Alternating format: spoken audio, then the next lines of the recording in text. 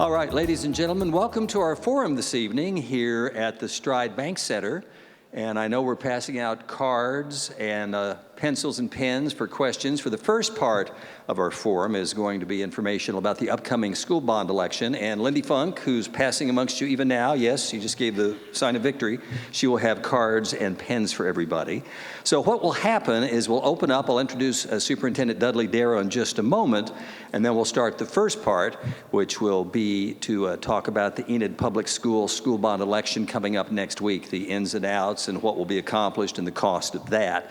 And then we'll take a short break after that, probably going to run approximately 45, 50 minutes, and then we'll take a break, and then we'll bring our candidates up for the Ward 1 election, and we'll start that probably closer to 7 o'clock. And so we do ask, and feel free you can respond to statements. That'll be more probably in the second part of the forum than Dudley. I doubt Dudley will get many cat calls.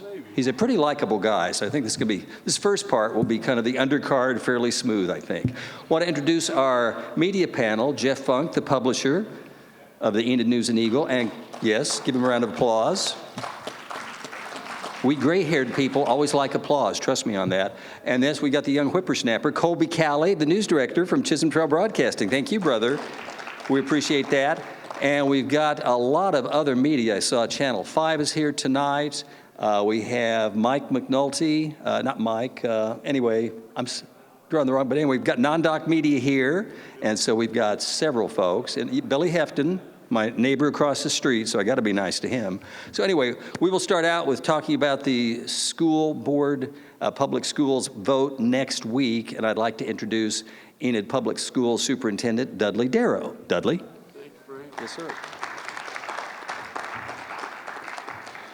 Well, thanks for the warm introduction, Frank. I always like being called an undercard, but that's all right. Now, appreciate you guys coming out here tonight and letting us share the opportunity, or having the opportunity to share about our upcoming bond election that's going to be this next Tuesday. A lot of my messaging tonight will be driven off of these two flyers. Hopefully you've got an opportunity to have these two flyers. If you don't, there's some passed around here. This will definitely drive the instruction that I'm going to be talking about for the next 30, 45 minutes. But again, thank you for coming out here tonight. We are looking at a bond issue for next Tuesday, and specifically the things that I'm going to talk about a lot are the three things here, and that is technology, safety and security, and transportation. You'll hear me talk about this over and over and over, those three topics. One thing that we're very proud of is that this bond is going to affect every student in every school. This is not just for the high school kids. This is not just for a new elementary on the east side or the west side or just a middle school gym or anything like that. This is something that's going to affect every student from pre-K, 4-year-olds, all the way up until when they graduate from Enid High School. So I've got my team here with me, so I'm going to introduce them real quick. And if you guys ask any hard questions, I'm going to pass it off to them too. I was just kidding. But Dr. Angela Rhodes is here this evening. She is our assistant for secondary education. Up next is assistant for elementary education. That's Mr. Randy Rader. Next is our HR and communications, Mrs. Jane Johnson. And last but certainly not least is Dr. Robinson. He's our CFO and COO. And that's what we call our executive leadership team at Enid Public Schools. Us five, we meet. If everything's going good, we meet once a week. If things aren't going good, we meet a little bit more than once a week. I'm sure some of you can relate to that. But we work a lot of hard hours to keep things going, and I definitely appreciate them being here tonight. And as I said, if you have any specific questions about elementary or technology or anything, I'll definitely get their feedback as well. Okay, so a little bit about how this bond committee started, a little bit how it came about. So I was at Enid for 17 years. I was a high school principal and a math teacher and a coach and kind of worked my way up.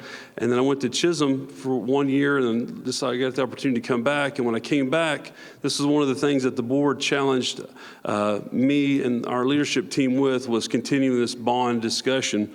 And so whenever I came back in July, we instantly formed a bond committee. And the bond committee we started inviting several community members, parents, some employees, and we just started having discussions and conversations about running a potential bond. Do we need to run a potential bond?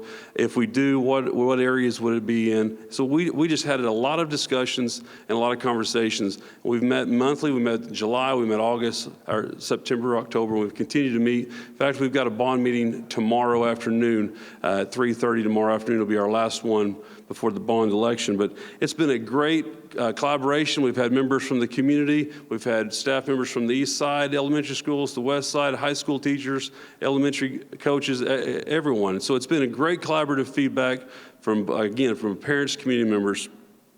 One thing that we discovered real quick was the funding of the 6A schools in Oklahoma with their sinking fund, with the property taxes. And I'm going to talk about this page real quick. So if you would, grab one of them. And so this really was I really had no idea coming back to Enid, or even when I worked at Enid, how we compared to other 6A schools. And this is just math. So please don't think this is an opinionated or I'm mad or I'm disgruntled. I'm not at all. I want to be at Enid. I want to be at Enid Public Schools. This is just where we fall on the funding compared to other 6A schools. And if you look down there, we're down there towards the bottom. And that's sinking dollars, property taxes, how it ranks per student, investment per student. And you look up there at the top and you can see Deer Creek and Bixby and some other schools at the top, and you can see where we're at. So, and again, that's just math. That's just per student, sinking fund, property taxes, it all formulates out. So if we would pass this bond issue next Tuesday with your support, we would bump up 2 spots. You can kind of see where we would bump up Mustang and Oklahoma City Public Schools, and we would be behind Ponca City. And that just really rubs me wrong still, but maybe that's the old coach in me. I wish we could go back and redo it and maybe but anyways, we would jump up significantly, we'd jump up 2 spots. So my challenge to you to think about, because some of you all, I recognize a lot of your faces out there in the crowd, where would we be if we wouldn't have passed the 2010-2016 bond issue? We would be way down here towards the bottom. But luckily, that 2010 and the 2016 bond issue have definitely helped us get more competitive, and we're looking to build off that success. I think everybody that was here knows that the 2010 made great strides. We built some elementary schools, one on the east side, one on the west side. We remodeled our buildings. 2016, we built a brand new gymnasium. We got secure vestibules at every school site. We've done some great things, and really we want to continue the successes of those 2 bond issues and continue improving our school. So that jumps into my first part, and that is, First and foremost, safety is and always will be our top priority in Enid Public Schools. It always will be. And I will tell you as a parent, I have 2 children, and you all can relate as parents. We want our kids safe and secure at school. We cannot become complacent with this. That's got to be our top priority. So what we would like to do is a 9-year bond, and that's $200,000 a year. And you'll see that theme recurring. So there's a 9-year bond, $200,000 a year. That's $1.8 million total over 9 years. So things that we can purchase with that. We can buy doors, we can buy locks, we can buy gates, we can buy fences, we can buy security cameras. We just bought a server that houses all of our video footage, and it cost almost $70,000 just for that. Well, again, that's safety and security. That's what it takes to keep our campuses safe and secure. One of the things I want to point out here is we have a campus police of 7 police officers now. That's the most we've ever had, to my knowledge. We've never had 7 campus police officers. Please know that bond money can't pay for salaries. That's against the law. You can't take bond money and pay for salaries. But what we can do is buy the things that these campus police officers need to be successful, okay? One other thing that's pretty near and dear to my heart, and a lot of you guys are aware, that's a picture of Glenwood. Remember that red house there on Oakwood? If you guys remember, Dan Lusky was our crossing guard that got hit this past October, and unfortunately passed away. He fell back and hit his head and was killed on the job. It was a terrible accident. One of the things that we did is we started walking Glenwood Elementary, and we started spending a lot of time over there and like really looking at things we can do to make our kids and our school more safe.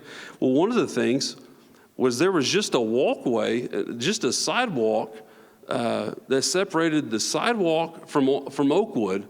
And you guys have all driven down Oakwood at 3:30 in the afternoon. Those cars are buzzing. And you guys know what those kids are doing, right? Those kids are on their phones and just walking along. And so Dr. Robinson and Mr. Rader and myself said, this is not safe, this is not secure. So we put this stem wall in here, and you can see a picture of it being built right there, and you can also see the kids walking to where if a car would swerve over, those kids it's gonna hit that stem wall, and they're gonna be safe and secure. Those kids are gonna be fine. That's the type of things that we have to constantly continue analyzing and looking at. Obviously, the passing of Mr. Lusky was a horrible incident, but it really opened our eyes to areas that we need to improve our school safety. We need this money to continue identifying areas that I'm describing. Like, this is just one area. If you've driven over by Longfellow, 10th Street is going through a remodel right now.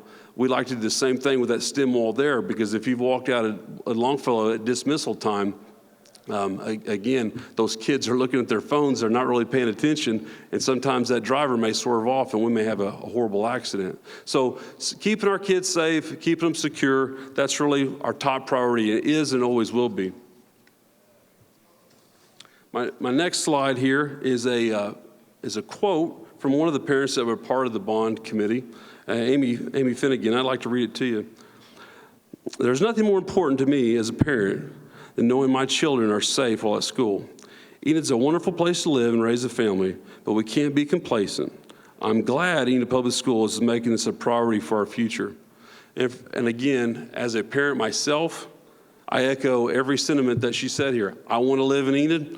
I want my kids to go to Enid Public Schools, but I've got to keep them safe too. So again, that's why it's a top priority. The next area of the bond is something that started off the 2016 bond issue, and that was our student technology devices. We are a one-to-one school district, which means every student has one device, so they can learn off that device at home, they can learn off that device at school. Do you remember the old days, and I'm considering myself old too, where we used to have to pack around a history book and a science book and an English book. An English book had 2 books, you know. You had to carry those big backpacks. Well, nowadays we don't do that. All the kids access all their information from one Chromebook, and they just carry their Chromebook with them. And that's how our student learning is pre-K all the way up through high school. So again, a 9-year bond, we're dedicating $700,000 to this. Every year, that's a $6.3 million over 9 years. That's how that money comes out. Specifically, this money would be spent on our Chromebooks and our iPads.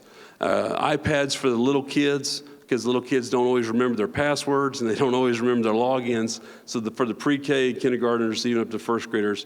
And after that, that's when they get their Chromebooks where kids can actually have a keyboard and type it in. Again, this is something that started off the 2016 bond issue that made us a one-to-one school district. This is something we can't go back on. And again, this allows us to access our curriculum year-round, anytime there's internet access. A lot of our kids will go on a bus. They'll be going on a bus and doing their homework or accessing their curriculum while they're going to go compete in the evening times. Like tonight, our baseball team's at Piedmont. They can come back, read that novel, get that worksheet online, do the assessments, and never miss a beat. Okay, one of our quotes here is from one of our students, Brock Sullivan. He's a senior at Enid High School. He's a little bitty guy. He's about 6'8". He's about 350 pounds. I don't know if you know Brock or not. He's a great kid. And Brock actually signed to go play college football at a school over in Arkansas. But anyways, he says, technology provides me the unlimited resources as a student.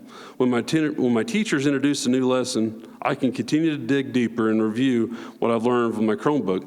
It's a skill that I'll need to have to be successful in my future. And again, we certainly don't want to go backwards on our learning devices. One other thing I'd like to say is There's certain times where a kid or a student may have to go to a funeral. They may have to be out of town for an extended period of time. Maybe that student, time and time again, a kid will have a knee surgery or a back surgery or tonsils out, and they're having to be gone for a week or more at a time. Those students are able to log onto that Chromebook. They're able to stay up with their lessons and never miss a beat. Instead of the old-fashioned ways where we used to send homework packets back and forth, those things are kind of a thing in the past. We can access that curriculum 24/7. Okay, and the last portion of this bond issue is transportation. Again, the 9-year series bond, $300,000 a year, comes out to $2.7 million for transportation. We are a 6A school, and we are a unique 6A school with our location. There's no shortcuts to Tulsa, as you guys know. I mean, whenever we get on that bus, it's a long ways over there, it's a long ways back. Same thing with going to Edmond, same thing with going to Oklahoma City. We put a lot of miles on our vehicles each and every year competing, but also we run 104 bus routes a day. 104 bus routes a day. So our mileage adds up quickly. You can see right here, last year alone, we averaged over 300,000 miles just on our bus routes. So staying on top of those transportation needs, again, is critical. And we have to stay on top of our fleet to where we're not coming into an issue where we need to buy 15 yellow buses. We need to stay on top of that. For $300,000 a year, if the prices will stay flat, which, buying cars, sometimes the prices do creep up. But right now, we could buy 2 yellow buses a year. And so again, for 9 years, that would be 18 yellow buses, and that would help us stay on top of our fleet to where we're not getting behind on that. So a couple pictures there as well. Kids getting off the bus and 2 yellow buses sitting outside of Longfellow every day. This is a good quote from one of our bond committee members, Tim DeClerc. Tim's an Enid High graduate and has been to, I think, every bond committee meeting. I appreciate him being present and giving his input as well. But I'd like to read his quote. Just like our own vehicles at home, they wear out when we have to replace them. It's the same thing with our classroom district bus, with our school district buses. Once they've reached the end of their life expectancy, our school district must replace those buses for our kids' safety. Thousands of students rely on those buses for safe rides each day. We need to provide them safe transportation for our kids. This is the plan, and this plan does that, not just now, but for the next decade. And he's right. So for the next 9 years, we can stay on top of that transportation. And again, as a dad, I will tell you, my little daughter gets on. She gets on a yellow bus every day, and she gets home on that yellow bus every day, just like many other of your kids and students across the school district. And I will tell you, Tim brings up a good point in his quote too. There's nothing that hits you hard is whenever that phone rings and you've got a bunch of kids stranded on the side of the road, and it's snowing or it's raining or whatever the situation may be. We got 30 kids out on a Highway 412, and we got to figure out how to get these kids. Well, that's a very scary feeling as a school administrator. So again, we have to stay on top of that. We have to make sure our kids are safe from pick up to drop off. All right. So this is the part it's not the fun part to talk about, but it is. It is what it is, I guess I should say. So this would be a financial investment, and this would be a small tax increase. I've already talked a little bit about the 2010 and 2016 bonds. Those bonds were combined, and they will lapse in 9 years. And this bond that I'm speaking of now, the 2024 bond, will lapse in 9 years. So we're putting the end date at the same time. And this would solidify our funding for the next 9 years, and which allow us to, again, when we get down the road, be better prepared. Over there on the left side, you can kind of see the average home in Enid, we found out, is about $94,000. So for the average home, we estimated $100,000, it would be $3.45 increase a month. Again, that's a rough estimate right now. If our district continues gaining in value in our property evaluation, that number would go lower. But a conservative bet right now is at $3.45 per $100,000 home is what we're estimating at. Again, that's worst case scenario. So yes, that would be a minimal tax increase for property taxes, but you also have to remember this. I said this in the paper last week, and I really stand by this quote. You know, I get taxed just like you do. I get taxed on my paycheck. I get taxed when I buy gas. I get taxed at the grocery store. And a lot of times I don't know where those taxes are going. Just to be honest with you, I don't really know. But guess what? Whenever you pass this bond issue, I can promise you, you saw what happened at Prairie View. We built that brand new elementary. You saw what happened at Garfield. You saw what happened at Enid High School, that gymnasium. That's property, that's your property taxes at work. And again, what we're asking for is your support here. This money is going to go directly into affecting our safety and security, our transportation needs, and our student technology devices. Those three things, guaranteed.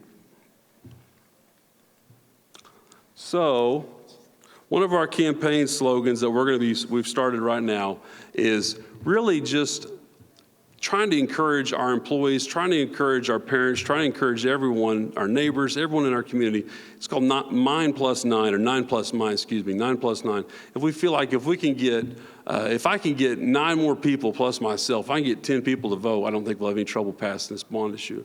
If I can just get 10 people to say, hey, come out and support our schools, come out and support our students, keep them safe, keep on top of our transportation needs and our technology needs. So if you see the 9 plus 9, I encourage you to, I'm challenging you to join that and to continue passing the good word.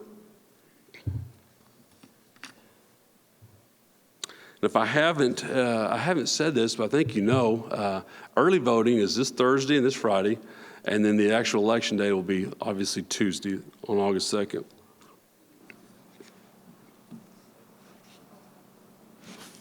Well, Frank, I think I'm doing okay on time here, but my last slide is I just want to kind of give everyone a few takeaways. So again, I've touched on this. This bond proposal will directly impact every student, every school site.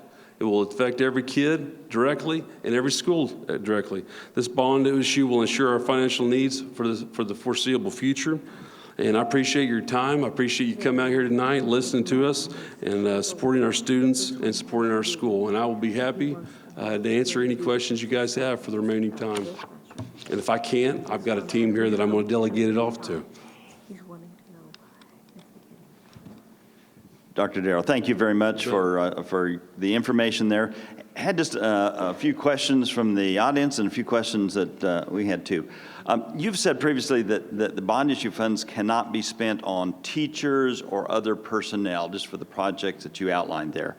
But can those dollars replace what the district is already spending on like technology, replace the $650,000 a year you're spending for Chromebooks and free up that kind of money for more teachers or staff?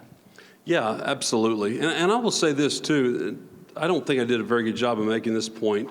So of the numbers that I gave you, the $200,000 for safety and security, the $600 for technology, and the $300 for transportation, Dr. Robinson can verify we spend way above that already. We spend well above over $200,000 for safety and security. Showed you evidence that stem wall we put in there, Chromebooks and technology. We spend well above that. So I think to answer your question, if we don't pass this bond issue, our budget's just going to get a lot tighter, and we're going to have to start filling up our classrooms a little bit bigger. We're going to have to start saying no to some things that some of our teachers and some of our coaches and employees have become accustomed to. So just like your house at home, we're going to have to tighten the budget. Dr. Darrow, regarding the individual technology for each of the students, these middle schoolers and high schoolers, they're going to take their laptops home with them. What happens if at home little brother, little sister might spill a drink on a keyboard or drops and breaks the laptop, or even if it's stolen? What does the student do then, and who ends up paying for it? Well, unfortunately, that does happen. Yeah, so that does happen, and that's one of the reasons we don't let the elementary kids take them home. We keep them at school for that very reason. We don't let them take Dr. Rhodes. We start collecting them now at the summertime. We don't let them take them home anymore at the summertime.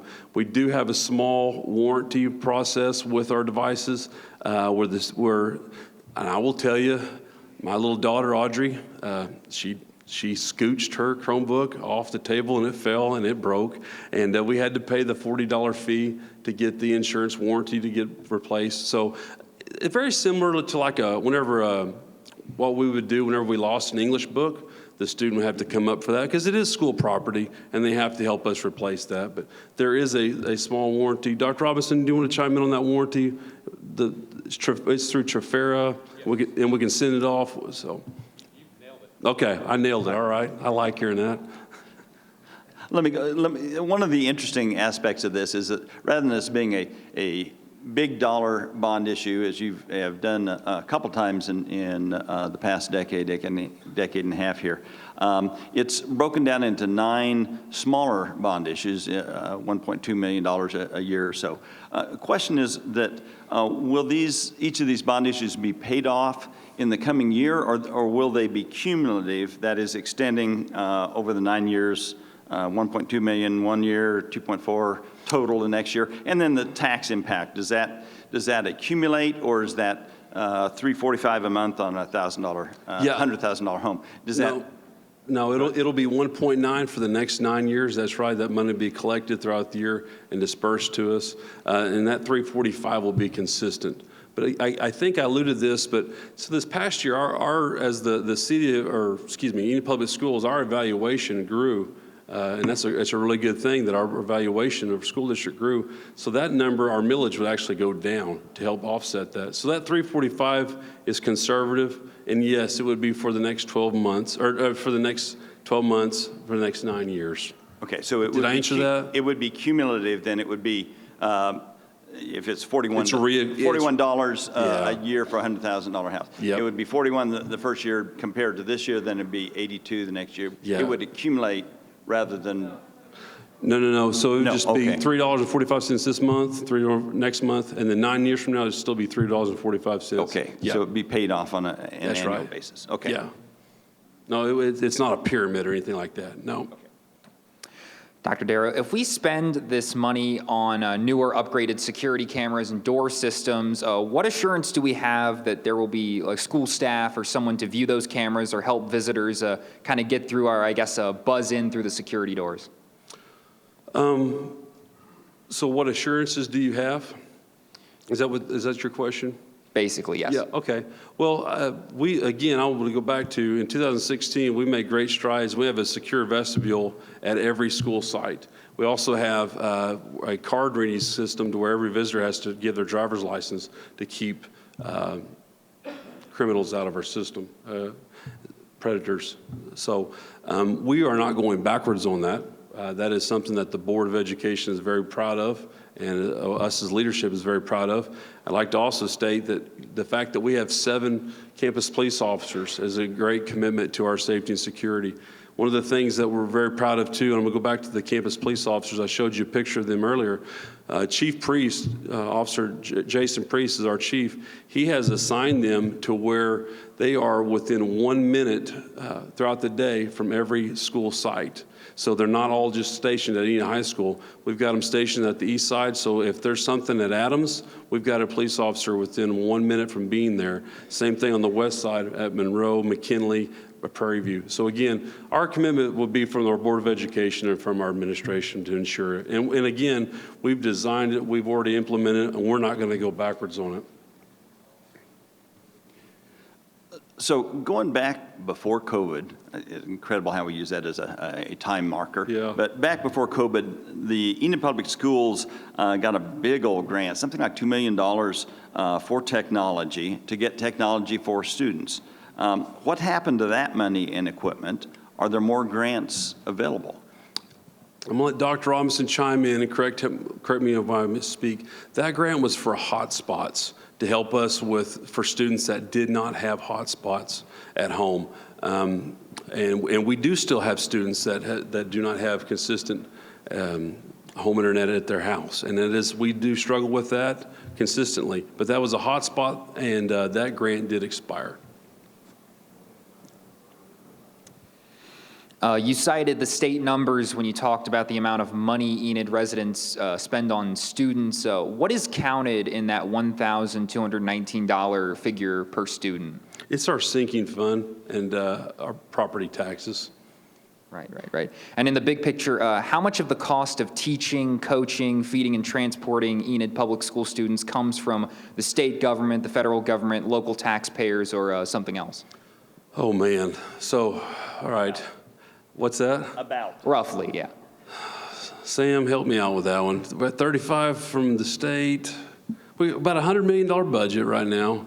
35 from Dr. Robinson. I'll screw it up. Go ahead. All right, so our state dollars, and to answer the transportation side of it, state dollars on the transportation factor is really only about $140,000 a year.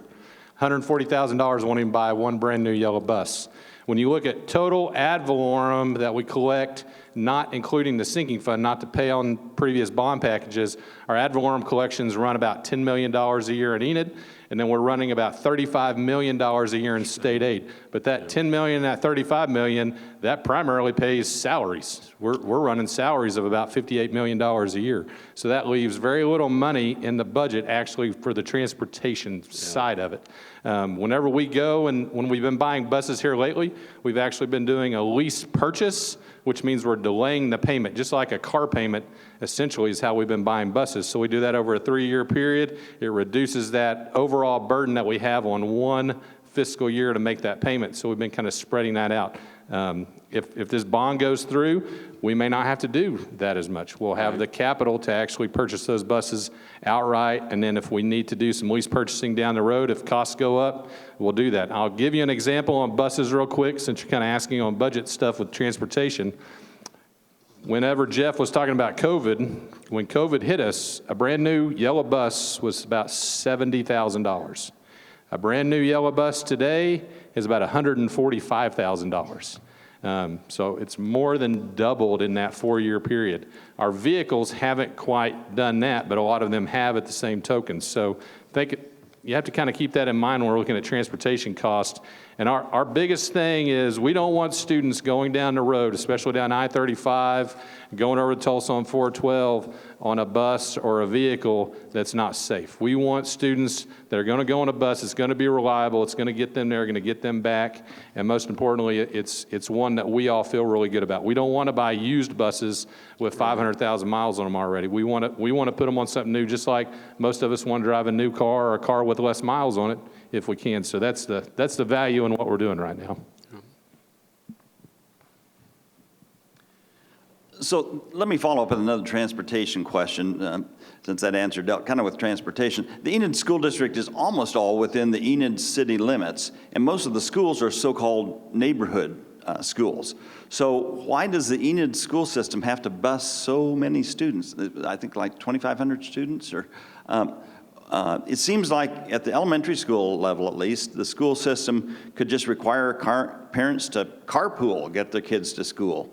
Get to know your neighbors, for goodness sakes. No, we're not going to do that. No, it's state law. We have to require transportation, and we're very proud that we require good transportation. We're not going to ask our kids to carpool. No. Dr. Robinson is right. We do get a little bit of funding, but it's not very much at all. And again, why are we here? We're here for kids. We're here to get the kids to school safely. So. Involving the school buses, at $150,000 per bus, how many miles do you get out of a school bus that is well maintained? If the bus is good, but the engine has high mileage, can you swap out the engines and get another 7 or 8 years out of a 48-seat bus? That's a good question. I don't know if I know how to answer that one. I think you just, my son's truck has 200,000 on it. It's running pretty good, but I don't know if I'd put kids in it either. You know what I mean? I guess you got to take it piece by piece. And I know this, we have a full-time mechanic where our buses get serviced every year. And again, that's just made on an individual basis. So this question goes back to the technology. It's basically an online safety. I guess first the question came from the audience, what is a hotspot? And why are those necessary? And the second one would be, when you give a teenager or preteen a Chromebook to take home, what keeps them from using this laptop computer to access social media instead of doing homework or looking up dangerous or inappropriate sites? Yeah, I'll take the first part and let Dr. Rhodes help out with the secondary. That's another reason we have to stay on top of our Chromebooks, is to keep the licensing and the safeguards in place. We can't just buy the cheap ones without the proper licensing to let them have carte blanche anything, because you're right. Those kids will go there, they'll look at things they shouldn't be looking at. We got to make sure we have the right safeties and protocols in place. And also, I'd like to say that not only do we access all of our licensing, but we also have to take all of our state testing through those Chromebooks, and those Chromebooks have to stay within the same upgrades as well. And if we let them lapse, then we can't access the test. Dr. Rhodes, you want to chime in on anything on the safeguards with those? Do you mind? No, I don't mind. We also have GoGuardian on every student computer, and everything runs back through our server. So there is a warning that comes up, or it's blocked. So we already have safety precautions in place to help. Even if they're on their home network, it runs back through our server. So we are able to track all of that as well. So involving financing costs, inflation and interest rates are pretty high right now. If interest rates would go down, is there a possibility the tax rates to pay for this could go down at least a little bit? Sam, I'll let you add that one, answer that one, because that was spent a lot of our time. The reason that's why we went with the 9-year bond instead of a locked in, it's going to be a reoccurring. So go ahead.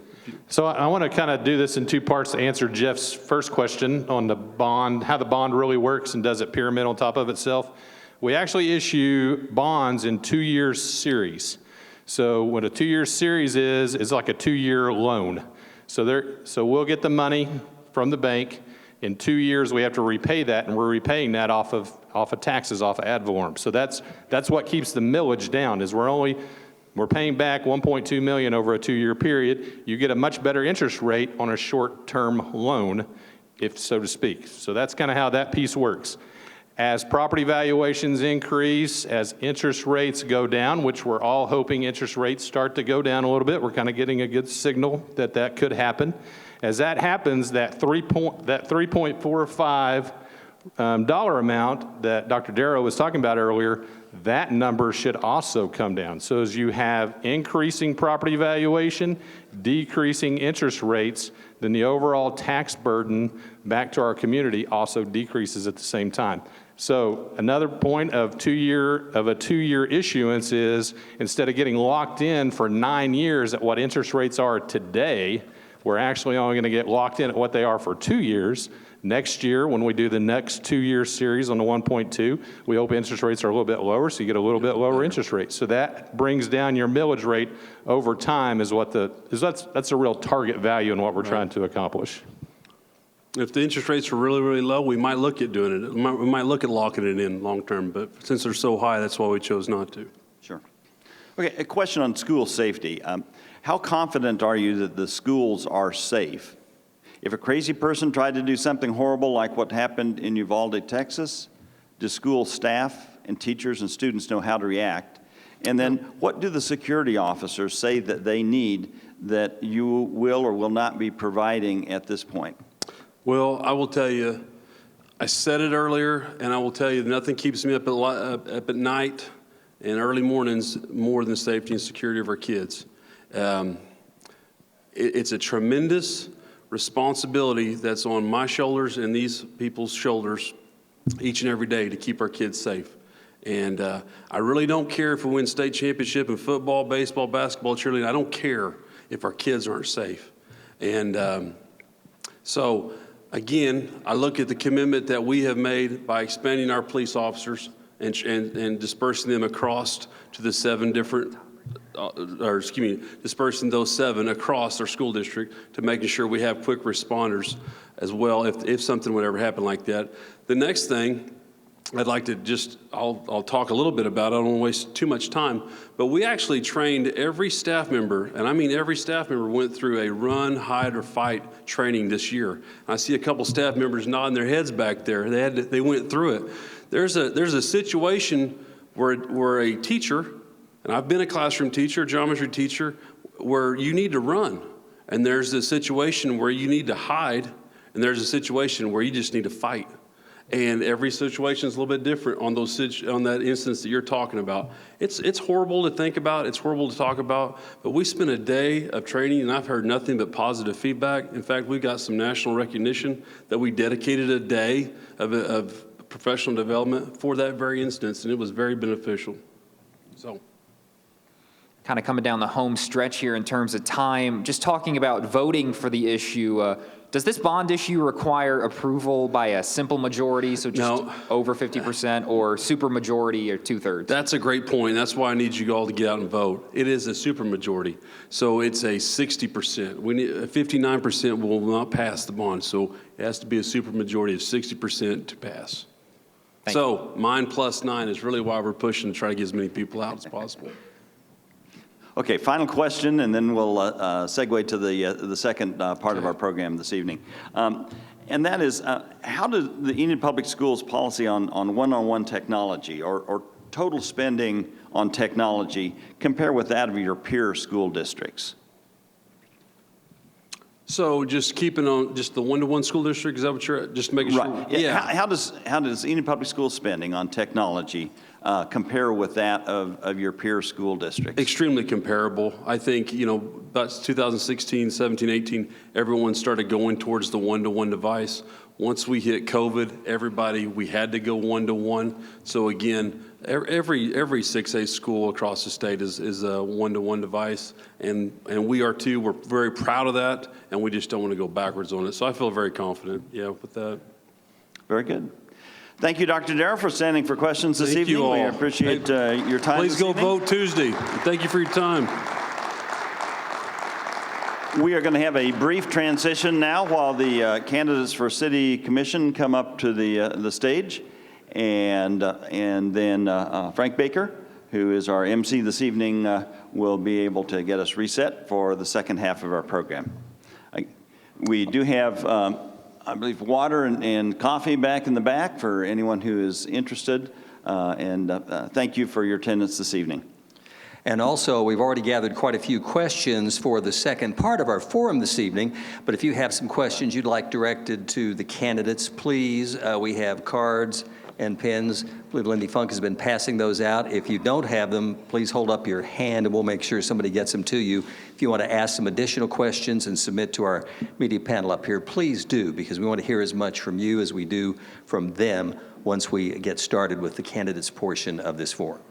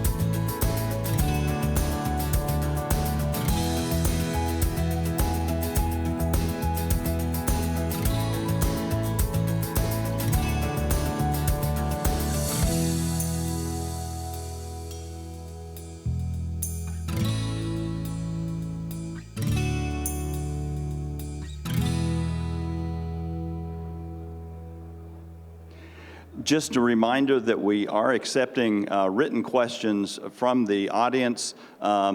Lindy Funk is walking up and down the aisle. She has note cards, she has pens, or you can submit them on any kind of paper. There's nothing magic about those pieces of paper. But please take paper from her if you need it and submit that to her. Those are coming back to Colby and myself at the table of questioners. We'll begin in about a minute. What do you think, brother? Want to give him a couple of minutes? Or get rolling? Okay.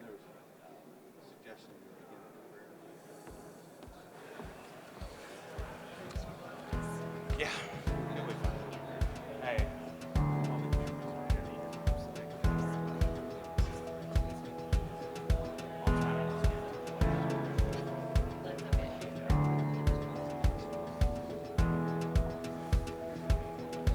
If you will go ahead and take your seats, we will begin in about half a minute. Yeah, for sure. I think for this long, I'll go back and sit down. Yeah.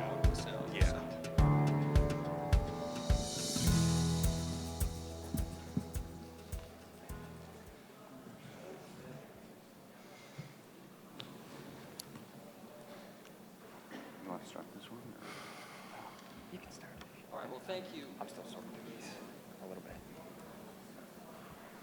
Well, the mics, there we go. Welcome to part 2 of tonight's event. It's the forum for the election for Ward 1 coming up next week. We have our City Commissioner, Judd Blevins, on my right, and Cheryl Patterson on my left. And we predetermined the order in which the opening and closing statements are going to go. And by the way, if you still have questions, make sure you get them submitted to Jeff Funk, the news director, the publisher of the News and Eagle, and Colby Talley, the news director from Chisholm Trail Broadcasting. They'll be going through and asking the questions submitted from you, along with some they've already pre-prepared. And we ask that if you want to have reactions to statements and questions, you can, but let's not turn this into an MMA cage match if we can keep from it. Let's try to give both the candidates a chance to express themselves and share their thoughts and glean as much information as possible. So let's rock and roll with this bad boy. A first opening statement will be 2 minutes, and we're not going to be a big crazy timekeeper. If it goes a little long, it's okay. Cheryl Patterson will open this evening's forum with her statement. Good evening, everyone. Thanks to the Enid News and Eagle and the Enid Chamber of Commerce for hosting this event. I am a Northwest Oklahoma girl. I was raised in Manchester, Medford, and Fairview, then went to college at Northwestern Oklahoma State University in Alva for a degree in elementary education.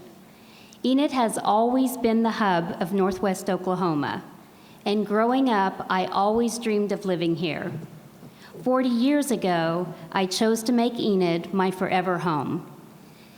Wade and I met and married here, raised our children here, and now choose to retire here, even though our grandkids are in Piedmont. One of my highest goals is to provide opportunities and activities that entice our family members to stay here to raise their families. I've been deeply involved in the Enid community, serving on the Enid Public School Board, the Enid Public School Foundation, the Foster Grandparents Board, and the Human Services Alliance. Wade and I served as youth leaders for over 23 years in our church. I served as the director of the Child Development Center at Vance Air Force Base. I know firsthand how vital Vance is to our economy and our community. In 2014, I was appointed to serve as the secretary of the Garfield County Election Board. I have a proven track record with the citizens of Enid, a record of integrity, decency, and the strong moral principles that our community deserves. People know I'm a fiscally responsible conservative Republican. In fact, I've been a registered Republican longer than my opponent has been alive. I chose to leave Republican off my campaign signs because city council members are elected as nonpartisan representatives. And I believe in respectful representation for all, regardless of race, political party, economic status, or which side of town you live on. Also, contrary to the rumor, I was not recruited by the Enid Social Justice Committee, but I will represent them equally if I'm elected. A group of well-respected business leaders and friends encouraged me to run.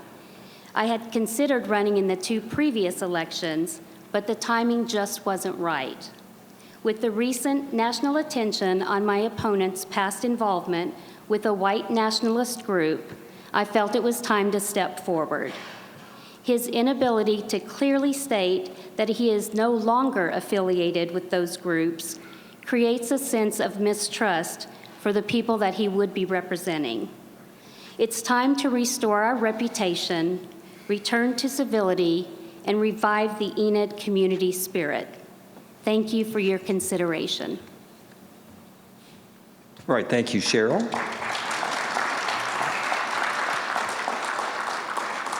And the second statement with Commissioner Judd Blevins. Judd? Thank you. Well, first, I just want to thank the Enid News and Eagle and Williams Broadcasting for hosting this, and Mr. Baker for moderating this event tonight. I'm Judd Blevins. Last year, I was elected to serve as Ward 1 Commissioner. I will not compromise on issues important to conservatives, be it the ongoing controversy surrounding our public library or the 5,000-acre solar farm that could endanger pilots and permanently alter the landscape of Garfield County. I have consistently voted to appoint library board members who have demonstrated their dedication to protecting the innocence of children. Nextera Energy was denied a use by review from the city, but construction of the project proceeded anyway. It was only after an open records request that the city decided to be transparent. I can tell you that despite being included on this letter, I never saw it until the requests were made, probably because I had made it known that I was opposed to this project. I am here tonight because I have been recalled by leftists who wanted me to hand them the oversight voters hold over me. Instead of caving in, I chose to put my future in the hands of voters and let them decide. I've made it well known who is behind the recall effort, and so have they. What I have not made well known is the extent to which the mayor has assisted them. Last November, the mayor told me he hoped I would be recalled and that he would recruit my opponent. He then took measures to ensure this election took place in April instead of February. You see, despite having 10 months, the leftists failed to produce their own candidate. In all likelihood, a February election with a mid-December filing period would have come and gone with no challenger filing to run. This would have ended this entire ordeal 5 days before Christmas. But because the mayor needed more time to recruit my opponent, this election was extended to April.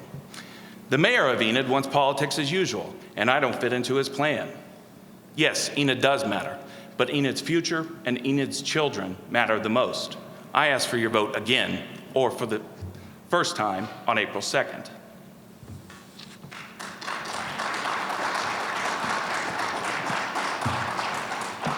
All right, and now we'll start the question and answer part, and we'll have questions from the audience as well as questions from our media.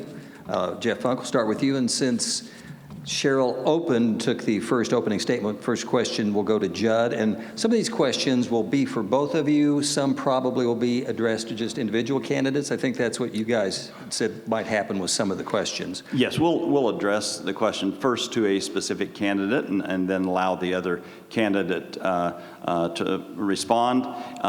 If at some point one of the candidates would like a rebuttal, that should be addressed to us, and we will try to allow for that kind of rebuttal. We also allow for follow-up questions if we feel like more clarity is needed in an answer. So you had already addressed in your opening statements several items that have been raised during the course of the campaign that would be of interest. But let me ask for some follow-up on that. And we'll ask this first. Mr. Blevins, what has been your affiliation with or role with the American Identity Movement, Identity Europa, or similar organizations?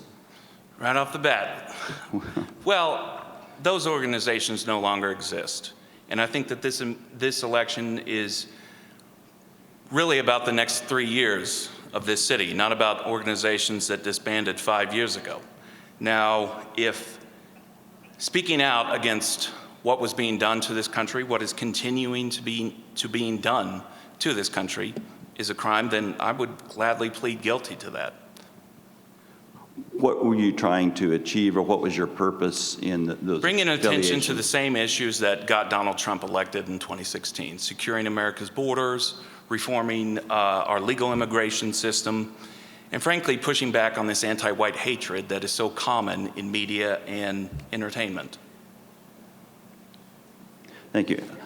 Ms. Patterson, if you address affiliations or associations you have, and then would care to address the question that was asked specifically in that case of Mr. Blevins.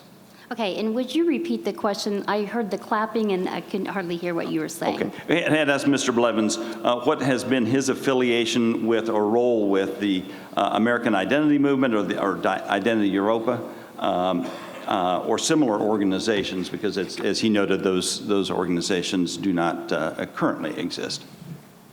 Well, I don't really have a response to his association with those groups. The first time I heard of them was preparing for the election. I felt like it was necessary to go back and understand what that group was about so I could give him, as well as our community, a fair chance at understanding what was behind all of that. So I really have no other information on that, just except what I've studied. So. All right, Mr. Blevins, at the GCRW event, you stated while voting on the MLK mural, that your finger slipped and that you hit the no by accident. If true, why did you not change your vote? We have yet to vote on the MLK mural. So the question was written incorrectly. I can tell you we did just approve it. I sit on the PACE board. We just approved the final our pick to go to the City Commission, which will probably go to City Commission probably April 16th. So. Okay.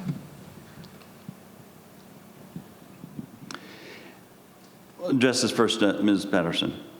Enid residents want a theater. A recent challenge for the city has been getting a private investor to build one. What more should the city of Enid do, if anything, to get a theater built and opened in Enid? Well, first of all, I know that they have worked really hard on getting one to come here, but I believe that the developers are just asking more than what we should really give out of our budget for that.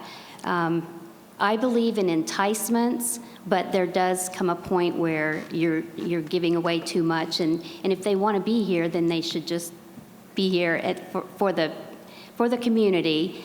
And I also think that when we do get a theater, and we will, Enid residents are going to appreciate that so much more, and I think we're going to be filling that thing up.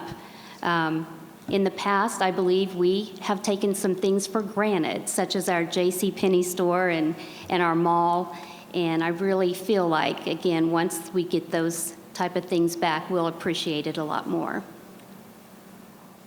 Mr. Blevins? Yeah, I'll just, I have to be careful about what I say because a lot of it is executive session, but we are working very closely with all parties involved in the movie theater to ensure that taxpayer money is spent responsibly and we get the best deal for the community. I mean, it's obvious that we need to improve the quality of life, and a movie theater is a big part of that, so. And let me share real quickly, we are still taking questions for both of our candidates. So Lindy is passing amongst. I've just seen a couple more picked up. So if you have questions or don't have the materials to write the question, please hold up your hand and somebody will get to you very quickly. Mrs. Patterson, what is your position on the status of not only the people who work in the public library, but also the sort of content that is presented in the youth section of that library specifically? Okay, well, my understanding is that they have balanced the board out a little better, and it's working a little better at this time. My personal stance on those books that I've heard about being in the library is they need to be in an age-appropriate section. My husband and I worked with teens for 23 years, and I know that those teens can be affected by propaganda and things that they come in contact with. And there is an age, one of the biggest sections that they have issues with at the library is the 4th grade through the 12th grade section. And I'm not necessarily about banning books, because there's a place for everything. I mean, I personally shouldn't be making a decision about whether a book is banned, but as the board member, as the council member, I do want to have a part in making sure that we are not exposing young children to information that they're not capable of handling yet. And Mr. Blevins, I know you mentioned it briefly in your opening statement, but I would extend the same question to you regarding the public library. Sure. So for the last year, the library has used software that screens the text of the books. What we were told is that this software was simply going to recommend what section of the library book should be placed. However, I have been informed by a library board member that this isn't happening. All this software is doing is screening the text to ensure the library has enough books dealing with DEI topics that it's programmed to say is an acceptable quota. This needs to change. We need software that will do the job we were told it was going to do, because government does have a duty to protect children from obscene material. Thank you. I'll start with a question back to Mr. Blevins. The recall petition that created the election that we're now engaged in here included the language stated, Mr. Blevins has actively pursued a white nationalist and white supremacist agenda for many years. So my question of you is, do you believe in those white supremacist, white nationalist goals? You mentioned an anti-white agenda just a little bit ago. And if you don't, are you renouncing that? Can you repeat that question, Jeff? Okay, I'm just quoting directly from the recall language. Mr. Blevins has actively pursued a white nationalist and white supremacist agenda for many years. And that was the recall petition that was successful, that has created this election. That was a part of the language in that. And so I'm asking, do you believe in a white nationalist, white supremacist agenda? And also, just a little bit ago, you referred to an anti-white agenda that concerned you.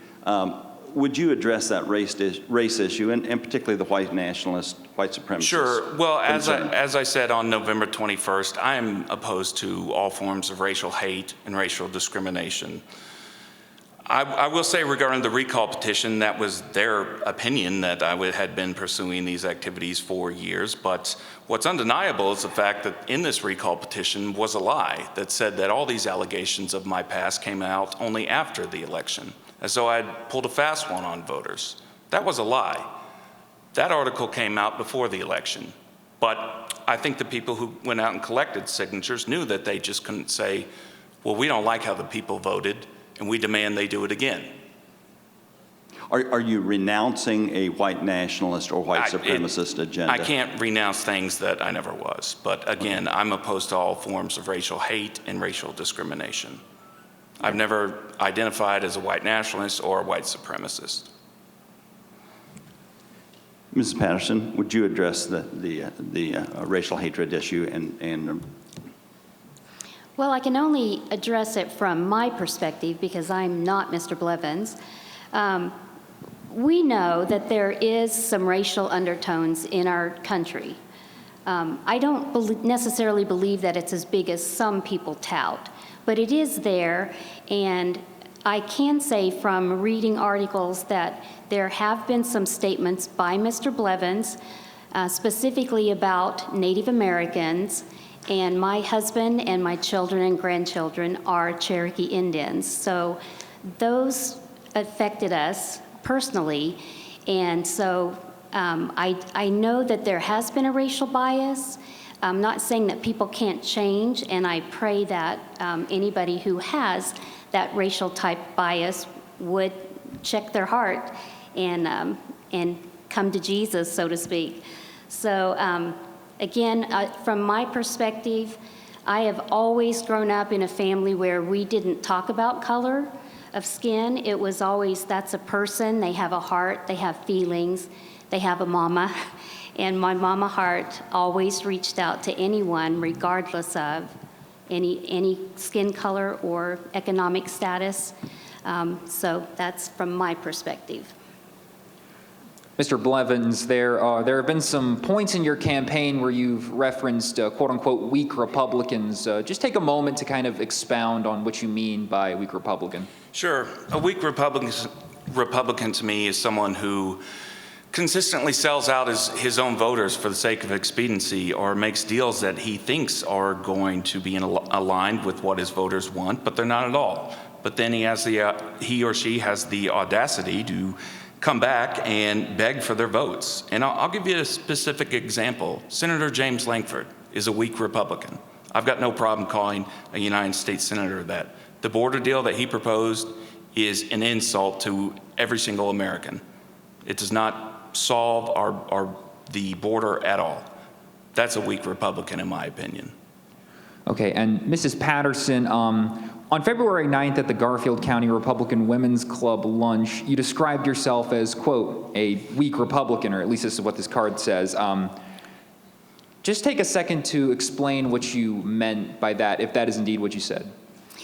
Well, the reason I said that is by his definition that he gave at the Republican Women's Luncheon, I guess I would be considered a weak Republican, because I'm not afraid to come to the table and look for a compromise between the two parties or between the two theologies. So by that definition that he gave at that time, I own the title weak Republican. But I have been a lifelong Republican, and I do believe in the conservative values that come with that. Let me ask you each of you to expand on that just a little bit further. You've addressed the party affiliation, but looking at your campaign materials here, Ms. Patterson, you've made little or no mention of your political affiliation, as you said. Mr. Blevins has used the word Republican 3 times on one door hanger that I noticed. So why are you taking that approach? Why are you talking about party affiliation? And what role does party affiliation play in your actions as a city official? Well, I originally put that on my campaign material last year because I wanted people to know that I was a Republican, that I was a conservative, that I was going to represent conservative values.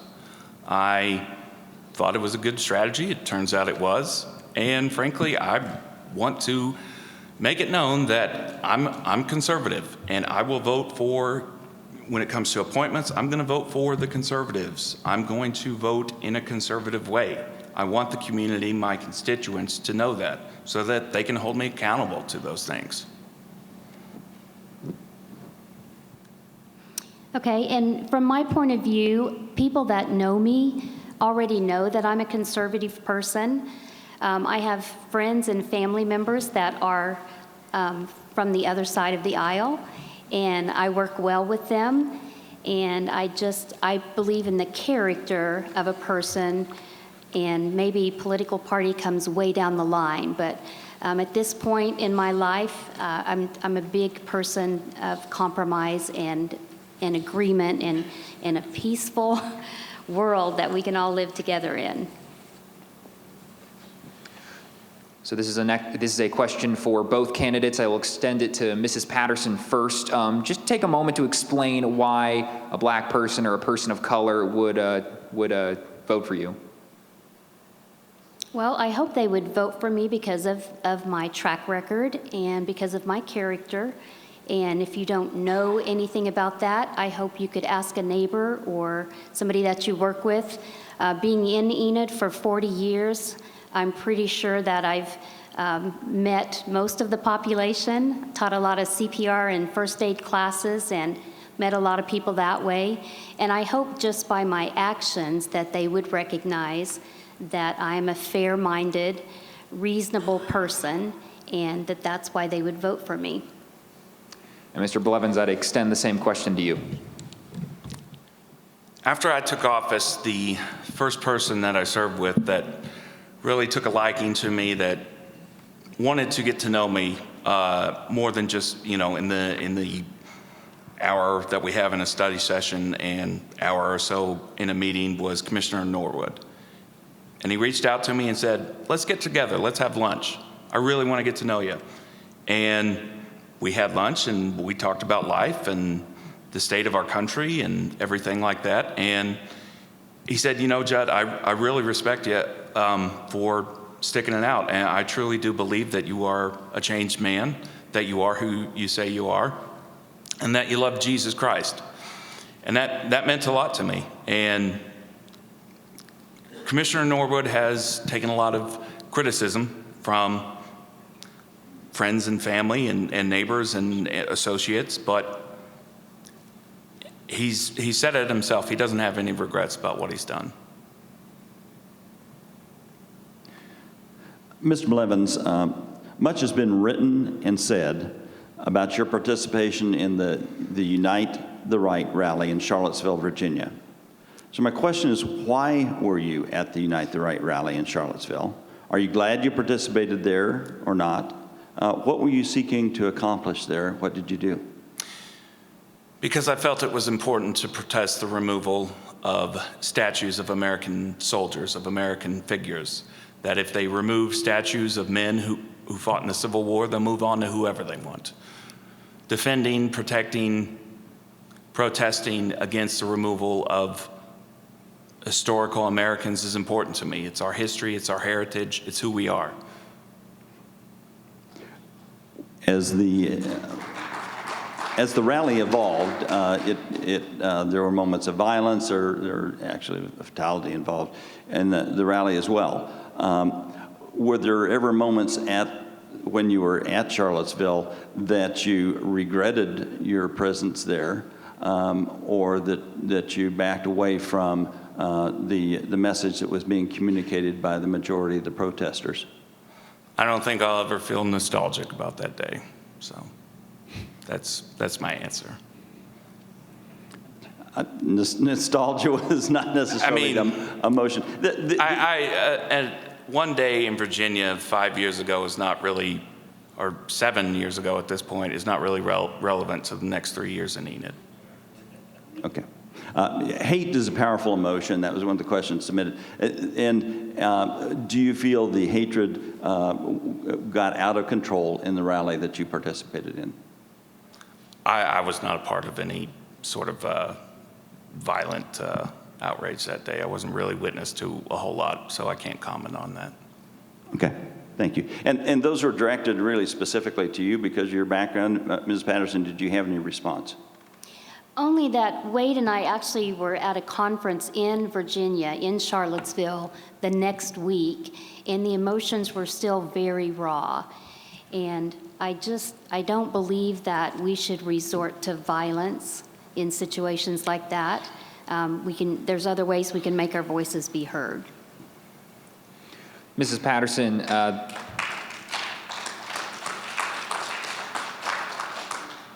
Mrs. Patterson, this one's directed specifically to you. Do you have any sort of statement to make about allegedly receiving or accepting support from an organization that has allegedly have been having secret meetings involving some form or brand of witchcraft? Well, I can only assume that they are talking about when I attended the Democratic Women's Luncheon. And I do have friends that are in the Enid Social Justice group. These are friends that I've had for a long time. My daughter's now 33, but when she was in 4th grade, she played softball. In fact, Wade and I coached that team for a daughter of one of the members. And then there are other members that I recruited to work at the Garfield County Election Board. And so I believe there were a few of them that gave donations, and it was not any big significant amount where it's going to sway a big opinion that I might have. So I have no regrets about going to that luncheon. I think that's part of equal representation, and so I'm not understanding even where that question came from. Quite a bizarre question indeed. Mr. Blevins, bizarre question, I'm aware, but do you have any statement? No. Okay.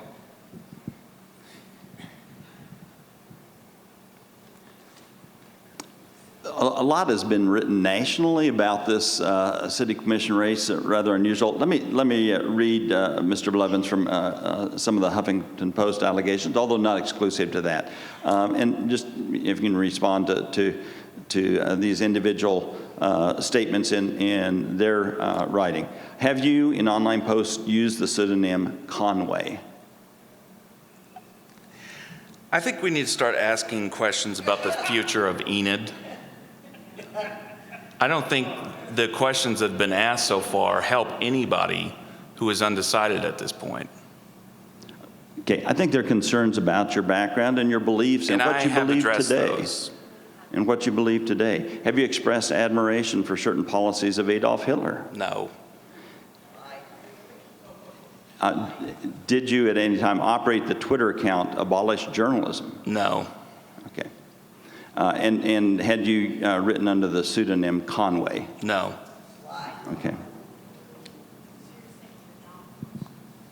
Slightly more grounded question here. Mrs. Patterson, are you able to set aside your political philosophy for a bipartisan position, considering you've been going back to espousing your conservative beliefs so much during this campaign?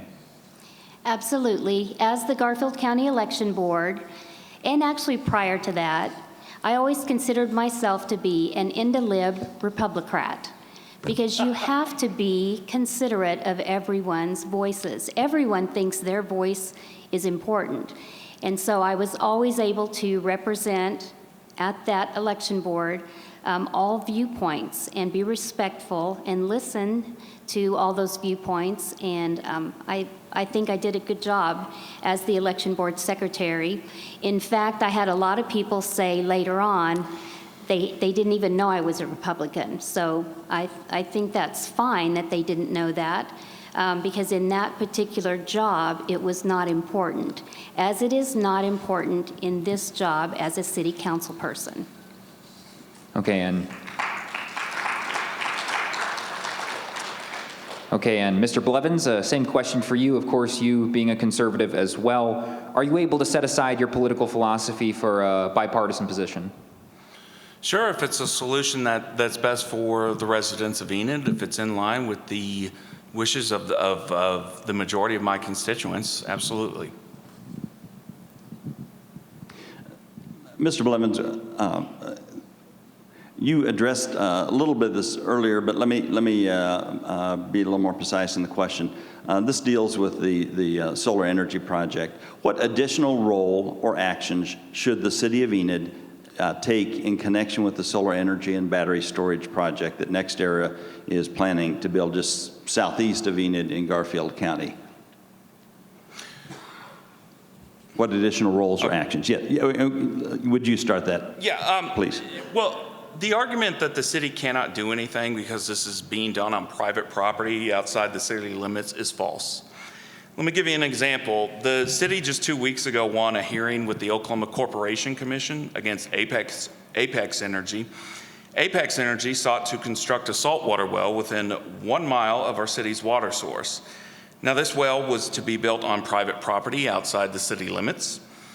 In fact, it was outside Garfield County, it was in Major County. But the city rightfully recognized that a saltwater well that close to our drinking water would pose a harm to residents.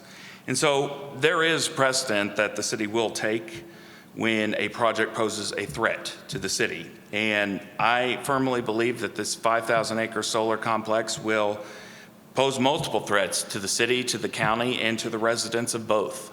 So I would like to see us follow the precedent that we've set ourselves of taking action. Are there specific actions that you would like to see the city take? Well, first we need some answers to some questions. Again, I was not included in that letter that was sent from the city manager to NextEra.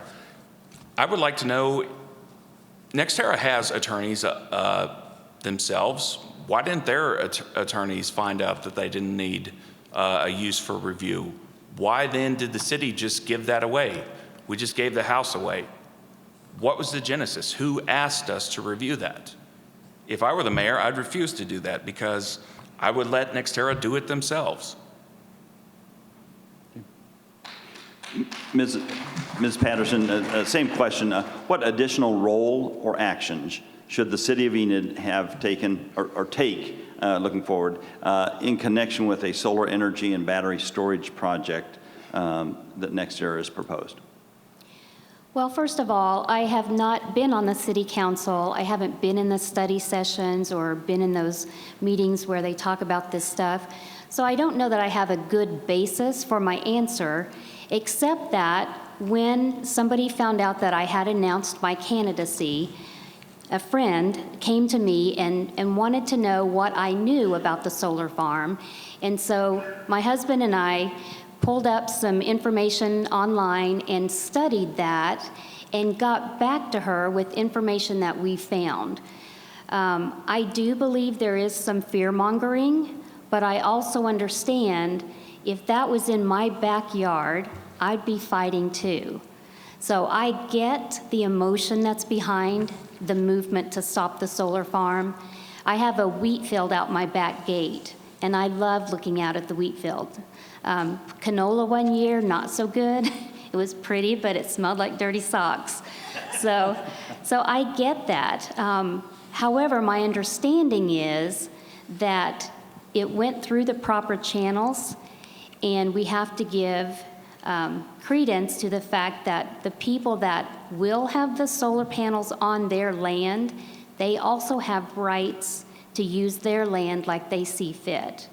Unfortunately, as a neighbor, I would not be a happy camper, but there are other ways that you can go about making that change. And I think you're doing a good job. You're having meetings and studying that. I just still think there's a lot of unknown risk factors. And so good job on you guys getting together and forming that group and making the studies. However, I do feel like maybe that should have started a little bit quicker. Question for both candidates here. Mr. Blevins, you first. What are your general thoughts or ideas on helping the homeless in Enid? Sure. So for several study sessions, we've been hearing from, we've brought in the various nonprofit groups that work with the homeless. And I agreed the most with the last group that spoke to us, Hope Outreach, and that this truly is an issue for the nonprofit sector to address and not the government, because this is a social service.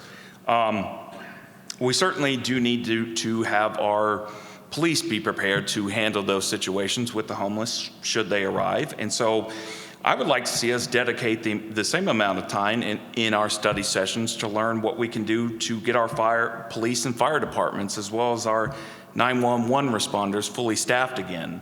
I believe that that is what industry and businesses are truly looking for, should they be interested in coming to Enid. If we bring in if we're recruiting a large-scale industry, they want to know, is your fire department going to be able to handle our worst case scenario should it ever happen? And so I think that is what we as a city commission need to be focusing on, getting our police and fire fully staffed again. Okay, and let that go real quick. Mrs. Patterson, I'll extend the same question to you. What are your general thoughts or ideas on helping the homeless in Enid? Well, I think it's absolutely necessary that we open our eyes and know that there is a population out there. 100+ people are homeless in our city. And my husband will tell you, he has the hardest time walking through a big city with me because I want to stop and talk to every one of those homeless people and put my arm around them and just let them know I see them. And so that's always been a passion of mine. I don't see that changing. One of my big thoughts that I had about getting on the city commission was we need to give those people resources, not just feed them, but give them resources to get into the job markets. Give them a place to take a shower so they can go to a job interview. Give them the paper and pen and the ideas, the study sessions, whatever it would take to get them prepared for interview questions. Get them haircuts, shaves, things like that. And so right after I had those big thoughts and was trying to think about how I could do that on the city council, Rhonda Stevenson of SOS, which is Street Outreach Services, beat me to the punch. She's already got that stuff going, and I'm super proud of her for that. And I do think that can make a difference. So homeless, helpless, and hopeless, all of those exist in our community. And again, they just want to know that they're seen and they're heard.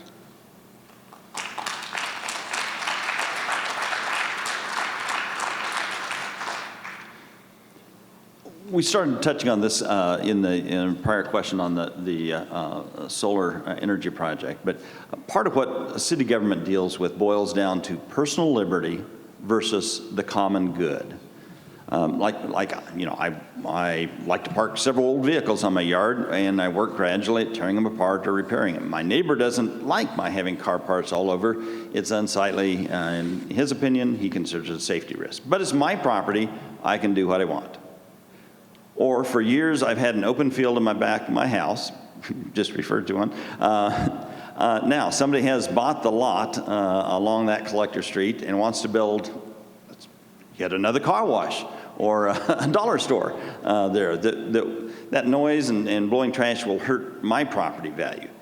So zoning issues are that way. Solar energy project is that way. What can you do with your property? Personal liberty versus common good. So where are you on that spectrum of personal liberty versus common good? I'll address that first to Mrs. Patterson. Boy, that is a tough one because people do get so emotionally involved in that kind of stuff. I think it's good to have standards. I know the city code office will come around and leave a note on your door for certain things. Wade, leaving your trailer parked in the driveway. And so we weren't mad about that when that note came around. We understand, and so we moved the trailer. It's good to have standards, but we also have to remember that that is their piece of property. And it's just, I don't know if I can actually give you a complete answer on that. Yes, I do believe in personal liberties, but I also think that we should all be considerate of what our actions do to a neighbor's property. So just be kind, be good humans is my thought on that. And Mr. Blevins, your response to that question, where are you on that spectrum of personal liberty versus common good? Sure. Well, we're not talking about somebody putting in a detached garage. We are talking about 5,000 acres of agricultural land that for the next 3 decades will be nothing but solar panels. We have a lot of questions that we don't have answers to. What is the effect that this will have on pilots? According to pilots who trained at Vance, who fly at Vance, yes, these can affect them. We have a lot of questions about what exactly is the economic loss of 5,000 acres no longer producing crops and no longer raising cattle. There certainly are concerns about fire hazards. If these things catch on fire, if the battery storage catches on fire, we do not have access to the water to put it out. So we will have to let it burn. We will have to contain the area. And frankly, what is the effect of lithium smoke blowing into a populated center? We just don't have these answers. And so I do not understand why this is being rushed until we have answers. If we get these answers, then so be it. But until we have these answers, then this issue is not going away for anyone. Mr. Blevins, many claims about your past have been a recurring theme throughout tonight as well as the campaign. What is your plan of action to prove to the public that you can provide respectful representation for a community that's kind of been divided over this entire thing? Well, I've kept my constituents informed about what is going on in Enid with quarterly newsletters. And I've had many people reach out to me and tell me they've never had that. They've never had a commissioner take time and his own money to keep them informed. A part of being a commissioner is just simply helping out constituents when they have issues. I had been contacted last summer by a lady the storm drain in her neighborhood was just clogged up with overgrown vegetation. She had been complaining about it for years, but I went out there, took a few pictures of it, emailed it to the city manager and told him in a city council meeting, this is causing an issue. We've got elderly residents who can't even enjoy their backyard because it's filled with mosquitoes. It's not glamorous at all, but but the city manager turned around and got our public utilities out there to clean that storm drain out. Like I said, that's not glamorous, but just helping out constituents when they have issues. It doesn't matter what someone's political affiliation, what they voted for me, if they voted for me at all. If they're a constituent of mine and they call me and they have an issue, I'm going to help them to the best of my ability. Sort of a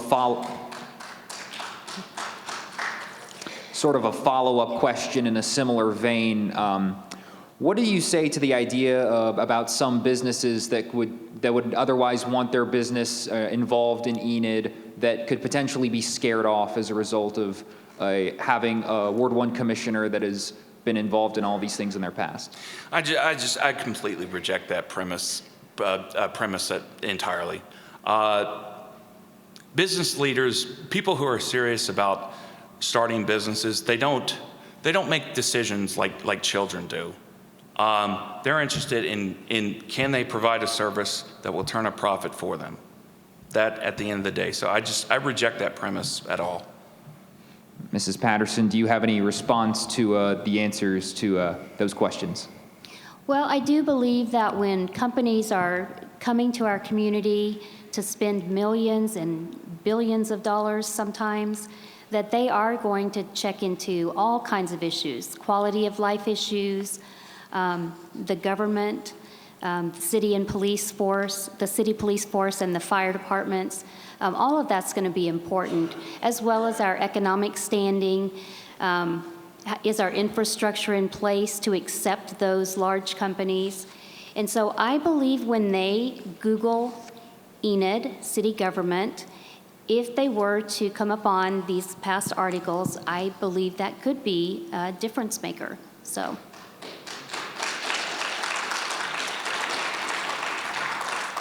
Mr. Blevins, let me follow up just a little bit on what you just said. One of the unique aspects of your tenure on the City Commission is that you have been the subject of a discussion on a formal censure, a formal reprimand, if you will, an action that was tabled until after the election that we're about to have.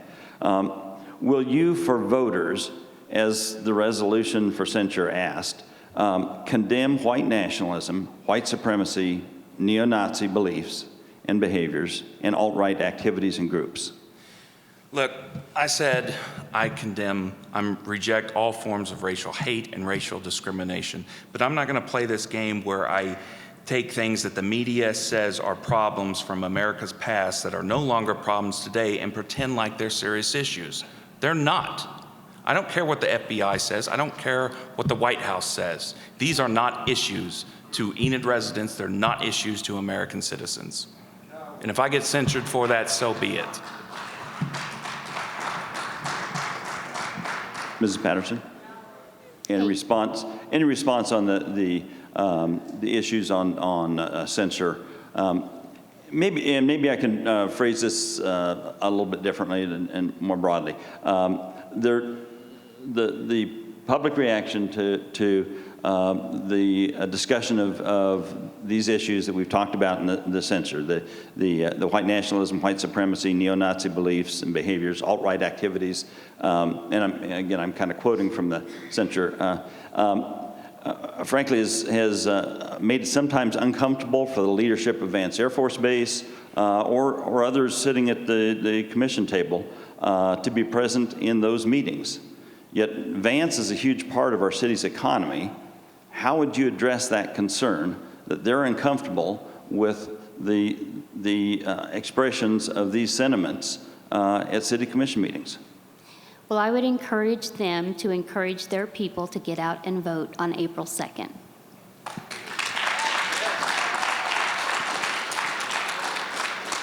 I kind of rephrased that question. Did you have a reply? No, thanks. Question from the audience here. Please place Mrs. Patterson first. Please place the following in the order of importance to you: liberty/rights, safety, and feelings. Boy, that's tough. Liberty and rights, feelings, and what was that second one? Safety. Safety. Well, I would say safety has to be first, because if we don't have safety, then you're going to be dead and won't have your liberty and rights. So I think we need to focus on that. And then liberty and rights is also very important. And feelings probably would be the last one. Mr. Blevins? Liberty and rights, above all things. Our Constitution was given to us with the expectation that we can have these things if we can keep them. After that, I would say safety, national security would probably play into that, and then feelings. But there's probably a lot of other things I would rank before feelings. Address this first to Mr. Blevins. And this is kind of broadening the question I had earlier on the theater funding. What on economic development and city role in economic development, what incentives, tax breaks, utilities guarantees, infrastructure, what incentives should city government use to get a very desirable business to locate in Enid? And are there incentives in play that you feel are inappropriate? Well, a lot of the times what we do is we offer to help out in some of the engineering aspects. When it comes to stormwater drains, we'll take on the cost of these projects, because most of the time the parking lots are larger than the store themselves. And so there are a considerable amount of concrete, asphalt work that has to be done to create a safe environment with the water runoff. My policy is the same as it was last year. If we can offer incentives to business that will truly fill a need in Enid, then I'm willing to do what it takes, so long as it's a good deal for the taxpayer first. But when it comes to businesses that already have, that would be competing with an existing business, I think that we need to just kind of let the market determine if those businesses truly do want to come here, because I think that's kind of insulting to existing businesses. Mrs. Patterson? Well, again, not having been on the council and not having all that information, I do know my husband Wade was the county assessor, and so for years I've been hearing him talk about TIFs, or tax increment finance districts. And so I know that those are one way that you can entice a company to come in and help give them a head start so they can be successful. But I also know there's requirements that go with that.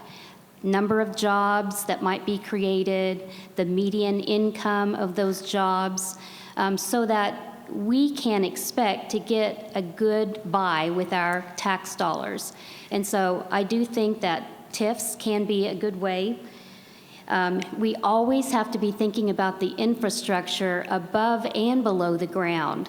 And I think with this Caw Lake Water Project nearing completion, we're going to be set where we can entice some of these bigger industries to come into our community. They've set up the industrial park to the east of town, and they've got the concrete roads that are ready to handle the heavy traffic.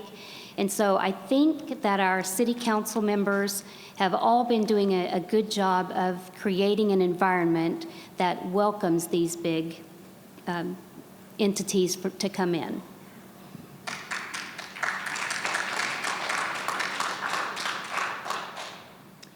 Mr. Blevins, you claimed in November of 2023 that you were the victim of an attempted assassination. And there are some members of the community who felt that not enough sufficient evidence was provided to support that claim. Do you still maintain that accusation, or is there any sort of tendency to retract? When you cut someone's brake lines, you intend to kill them. I didn't have cameras at my house. My truck was left out in my driveway because I was doing a lot of projects in my garage, didn't have room to clear it and bring it in. Brake lines were cut. I took a mechanic's advice, and said, when he took it off, he said, somebody messed with this. I took his expertise and took it to the police and gave them the best information I had.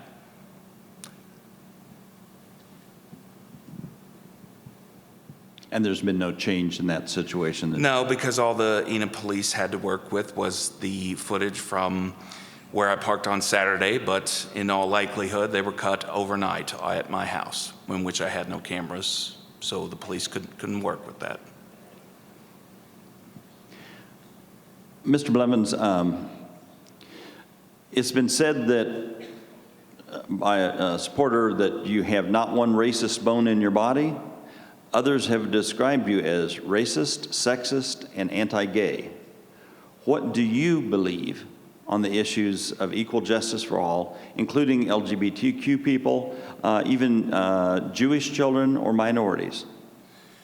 The Constitution gives us all equal protection under the law. It gives us all due process under the law. I believe in those things. I swore to defend the Constitution when I took the oath of enlistment. Mrs. Patterson, I would extend the same question to you, specifically regarding, equal justice for all, including gay people, LGBTQ people, colored people, that sort of thing. Okay, and my response stays the same as I've stated earlier. I do believe in equal representation. There may be things in my personal life, my religion, my upbringing. I may not agree with everything that you believe in, but you do you and I'll do me on those kind of things. Unless it's affecting our Enid population, I don't see that I have a need to step in on any of that. Mr. Blevins. Mr. Blevins, you've stated consistently that the Enid Social Justice Committee has been lying about you, your character, your past with these groups. Would you like to expound on that idea whatsoever? Sure. So they love to say that they gave me so many opportunities. No, they didn't. They never reached out to me in any official capacity. No emails, no Facebook, no emails, no texts, no calls, just pot shots on Facebook.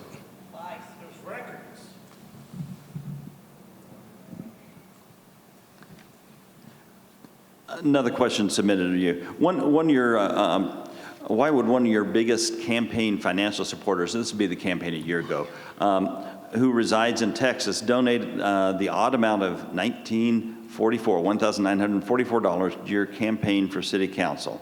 Does it have anything to do with the year 1944? What's the year of maximum extermination of the Jewish people by the Nazis? No, he told me he took it out of his Bitcoin account. I mean, he's a friend of mine. It's not a crime to have a friend who has money. What he does to earn a living is entirely up to him. I haven't spoken to him in probably a year or so, but that's really all there is to that. Did he express any goals in supporting you in this kind of a substantial way? No, he just said, good luck, and I know this will help, so take it. Ms. Patterson, let me address a comparable question to you. Where has most of your financial support for your campaign come from? All over, as much as I had people that gave me $13, and I was so impressed with that because I knew they really didn't have that money to give. I had a lot of donations that were under the $50 limit, and those don't even have to be written down, but we did write those down because I think it's important. Every little bit counts. And what that shows me is that there are people invested in this community and they're willing to put their money out there to help create a good environment. So all over, the list is long. Mr. Blevins, you've alluded to your strong morals and your ability to lead this community a lot throughout this campaign, as well as your time on the board. What do you have to say to the people who might question those morals and leadership abilities, considering that you have deflected time and time again the questions about your past with these groups and that sort of thing? I hope they're watching tonight. Look, I've demonstrated myself on the city commission by coming in there with no agenda and only the desire to truly serve the community in the best way I can. As I said, if they're a constituent of mine and they have an issue in which I can help, I will gladly answer the phone and talk to them and help them. All I ask is for people to give me the chance to prove myself, which is not, it is very telling that the people who recalled me waited the minimum amount of time, 6 months, to start this. They didn't give me a chance to prove myself, but I think the community has, and I think the community's going to reaffirm the decision they made a year ago on April 2nd.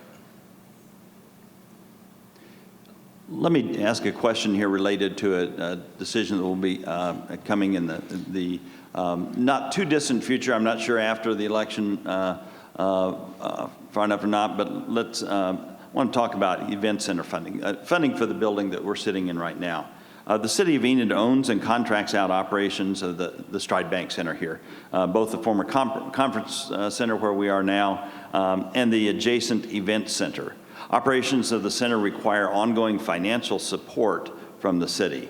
Should this facility be break-even financially, or to what extent should the City of Enid be willing to support this facility in some way that pay, similar to what they pay for like parks and such, as a quality of life issue? So let me start with Mrs. Patterson and then Mr. Blevins. Okay, well, I'm happy that they are supporting the Stride Center because I think this is a great resource for our community. It's a quality of life issue. I've been to concerts here. I've been here to see comedians, been to the circus type things they have. Saw Kenny Rogers for the last time. There's just a lot of things that go on here, and it brings our families together. It keeps our dollars in Enid instead of going to Oklahoma City to a concert. We can stay right here and see a lot of great people. So I do think, though, that the people that run the Stride Center need to work towards financial stability. And I think we've got to give them a little bit of a break to catch up from the COVID season, because just like everyone else, it kind of knocked them back. So again, I think it's great to support them. I have no problems with that. I haven't seen the figures, so I don't know how much we support them. But again, it's a quality of life issue, and I think we need to continue with that. Well, some very tough choices are coming up this budget session. The Stride Bank Center has been losing money. That's no secret. The management team has proposed a new strategy and willing to give that a chance, but at a certain point, we are going to have to make a difficult choice if they can't turn it around. What I recommended to the staff was that they think big. I don't think anything's beyond anything is beyond the impossible for Enid. I think that just because, your first thought would be, well, that will never happen here. I encourage them, just give it a shot. You never know who's on the other end of the phone. And I proposed some ideas that was taken seriously, and I hope are pursued, because I do believe that we can have an event center in this community that will bring exciting venues to the community, and we'll see a filled venue. So I encourage them to think big. Question for both candidates. Mr. Blevins, we'll start with you. We mentioned the topic of personal liberties earlier tonight. What say you about the topic of potentially banning books about LGBTQ plus people from a public library, school library? Well, constitutionally, you'd be prohibited from doing that, and that would get the city into a major lawsuit. So I'd be obligated to not support those things. I just want to clear something up. No books have been banned. In fact, this software, frankly, isn't even doing the job that we were told it was going to do. All the people want is that the appropriate books be placed in the appropriate section. There, no doubt, is material that is not suitable for children unless their parents approve. But I don't think that those books should be in the children's section. They possibly could be recommended in the adult section for parents to read with their children. But that's all we're asking at the end of the day, is for books to be placed in the appropriate section. Mrs. Patterson, I would extend the same question to you. Sure. Well, I agree with what Mr. Blevins said about that. During the Democrat Women's Luncheon that I attended, that hard question came up to me. And by the end of the discussion, I think former Mayor Norman Gray said, "I don't think you're going to change her mind on this. Let's move on to something else." And so my opinion is very similar. I don't believe in banning books, but I do believe in placing them in the appropriate section. And so what was asked of me during that women's luncheon was, well, what if a child feels like they're all alone and they need to understand that there are other people just like them? And so I get that. So there are some books, not necessarily LGBTQ, I don't think those have to be placed in a different section, but the ones with graphic sexual content could be in a section where parents could give permission for their children to check books out in that area, because ultimately it is the parents' responsibility. And so if children need to learn about molestation because maybe they were molested and the parents want them to understand that they're not alone, then the parents can give those children access to that area. So, it's a touchy situation because, again, it comes down to that personal liberty, but we always have to go back to the parents being the responsible person and the parents being the decision makers on whether or not their child should get a hold of a graphic sexual book.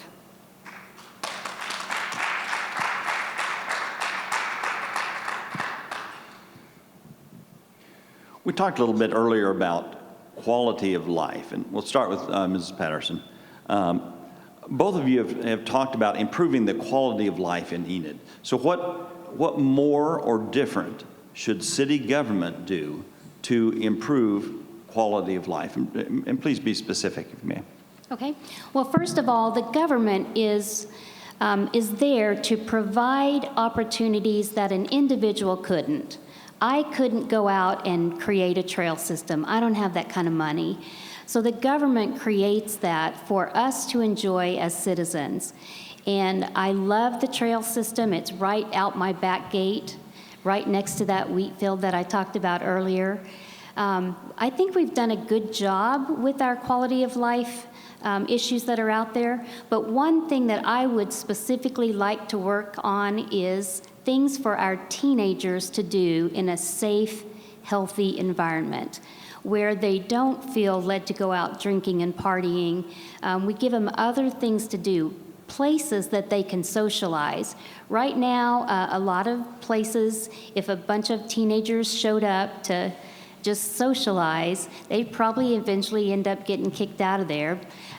There just is kind of a stigma when you get a bunch of teenagers together. So that would be my area, places that we can have our youth be able to go to and have a safe environment. Ms. Blevins. Sure. Nothing brings Americans together more than sports, and some of the developments that we've had in the past few years and we'll see continue are very, very good for the city and for our young people here. The advanced soccer complex is now finished. Crossland Park and Government Springs football complex, we still have a lot of work to do on there, but we're committed to making those improvements. At the end of the day, this is kind of an issue. It's not just a micro level issue. We need to bring in industry. We need to bring in people and jobs to Enid. Everything else will follow that if we bring in industry. And I feel that we're on the precipice of that because we are scheduled to complete this Kyle water pipeline, which has been in the work for nearly 10 years at this point. It's a lot of Ward 1 residents see it on their commute across Chestnut. It's about to be finished. And I do believe it's going to make the task of recruiting industry a lot easier to Enid. And I believe that once we do that, everything else will follow, be it retail and dining, to healthcare, to quality of life for young people. I'll extend this next one to both candidates. Mr. Blevins, at at the risk of being slightly redundant, because this is a question that we kind of addressed earlier in the night, what would you say about prospective residents of Enid who may not move here at all because they don't want to live in a town that's had to deal with a Ward 1 commissioner who's had these accusations placed against them? I really don't think that's on anybody's mind. They want to know, what can Enid offer for them? What kind of work is here? What kind of quality of life is here? I'm just here for at least three more years. You know, if I get reelected, I can tell you I'm probably not going to do a second term after this. Yeah. Now they can't say I never gave them anything to be happy about.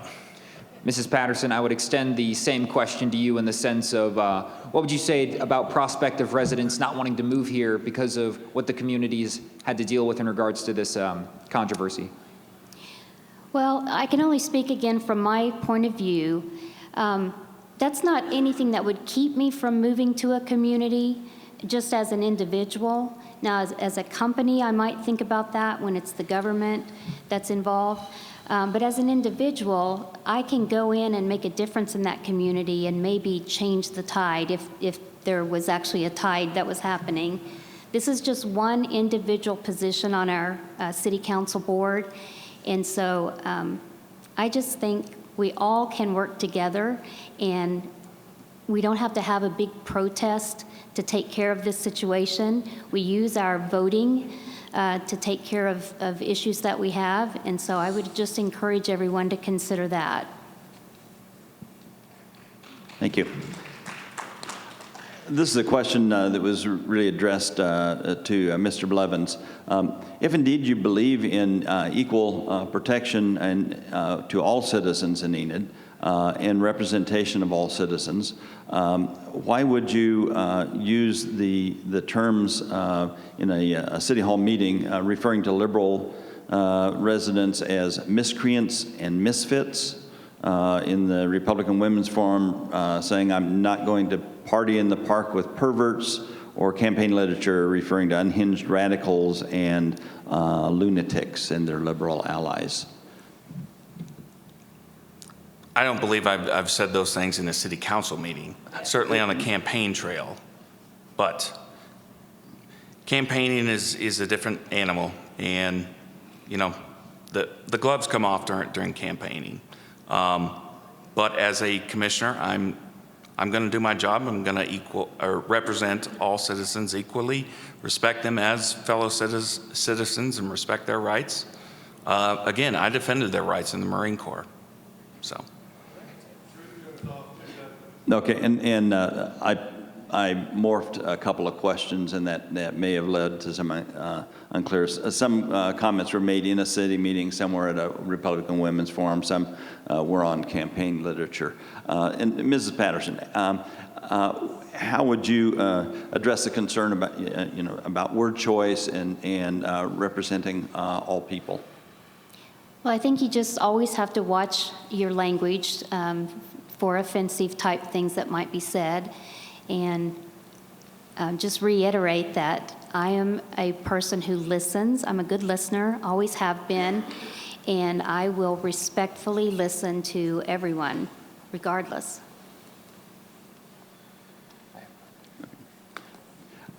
Let me ask a couple more questions, and then we'll wrap it up for the night.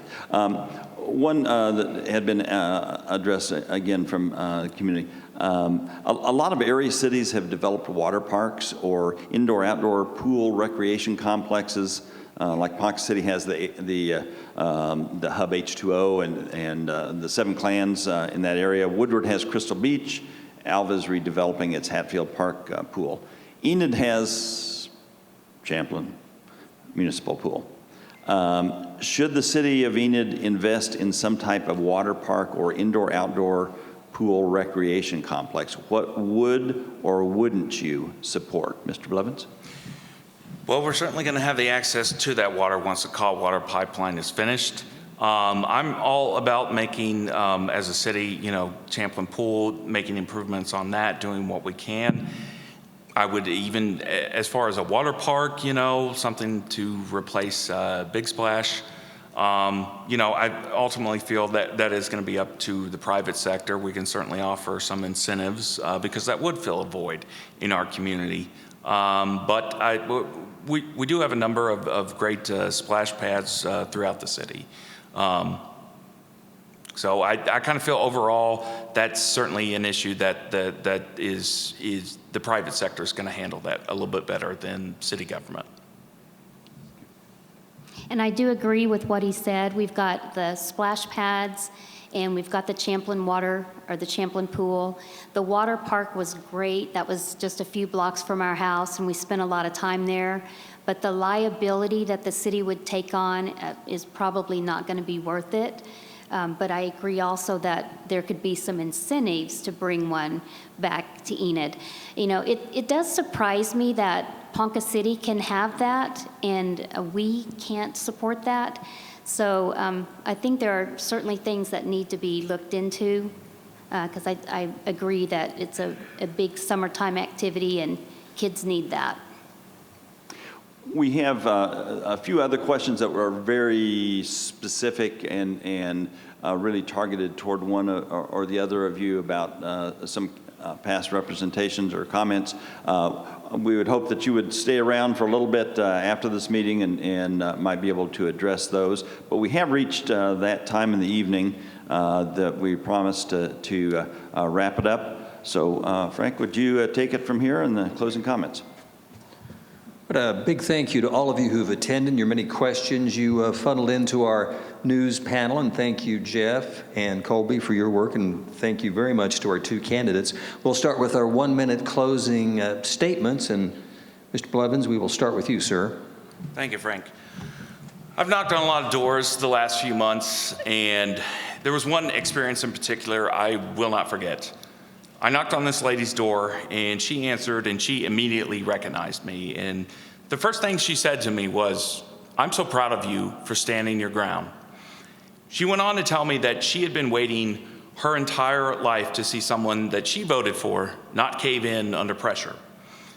And that she was happy that even at age 87, it finally happened. It began to weigh on me after that I've done something congressmen won't do. I've done something senators won't do. I've stood my ground. I've not sold out my voters for the sake of expedience. I firmly believe that the voters of Ward 1 recognize this too. I firmly believe on April 2nd they are going to reaffirm that I am the best to represent them. It is my hope, it is my prayer that when they do, that decision will finally be respected by all.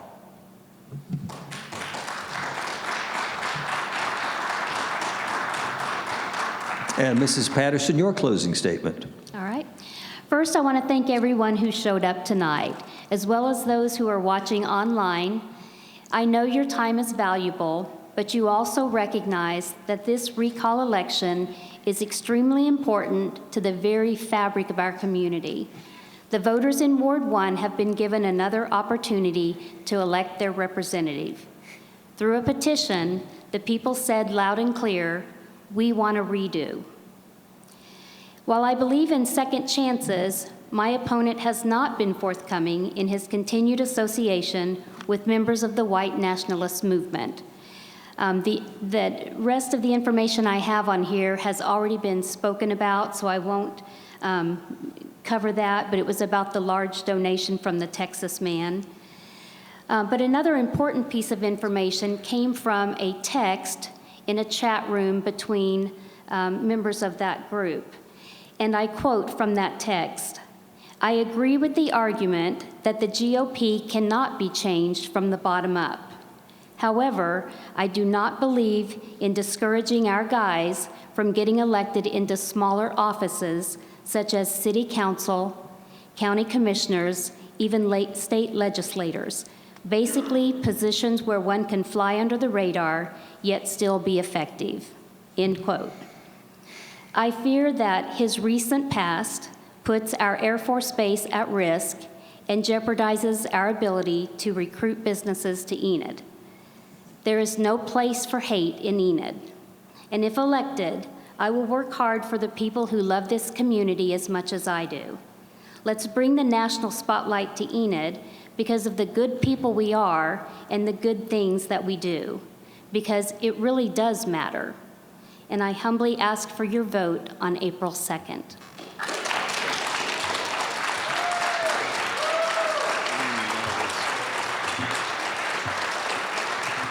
All right, once again, a big thank you to all who attended our media panel, especially our candidates, and please drive safe going home. Thank you. Thanks for attending. And to our online folks too out there, thank you for watching.